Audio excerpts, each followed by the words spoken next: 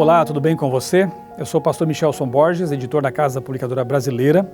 Estou aqui para, com você, meditar um pouquinho em um texto que tem como título Permita que sua vida seja consertada, extraído aqui da meditação diária Até que ele volte. O texto bíblico para hoje, Jeremias 18, 2-4, diz o seguinte: Dispõe-te e desce à casa do oleiro, e lá ouvirás as minhas palavras. Desci à casa do oleiro, e eis que ele estava entregue à sua obra sobre as rodas. Como o vaso que o oleiro fazia de barro se lhe estragou na mão, tornou a fazer dele outro vaso, segundo bem lhe pareceu.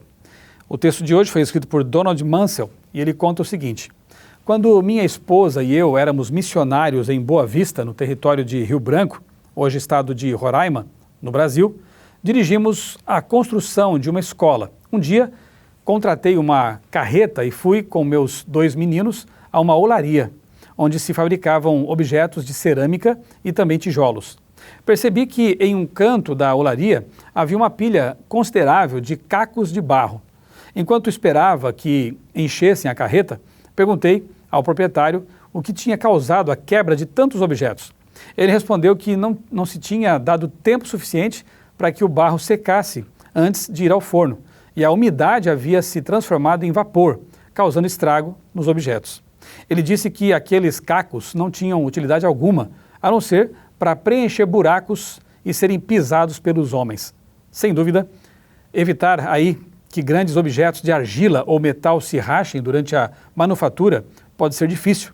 Por exemplo, o Big Ben, famoso sino pendurado no Palácio de Westminster, em Londres, e que é o mais famoso sino do mundo, rachou-se antes de sair da fundição. Foi devolvido para conserto e o reparo foi tão bem sucedido que o sino tem marcado o tempo virtualmente sem interrupção desde que foi instalado há quase 140 anos.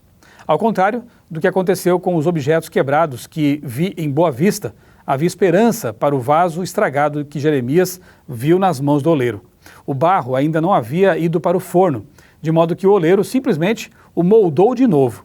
Contudo, uma vez secado no forno, é impossível refazer o vaso de barro.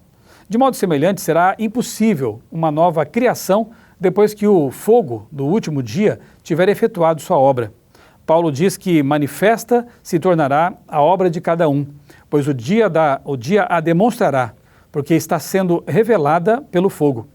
E qual será a obra de cada um, o próprio fogo o provará. 1 Coríntios capítulo 3, verso 13.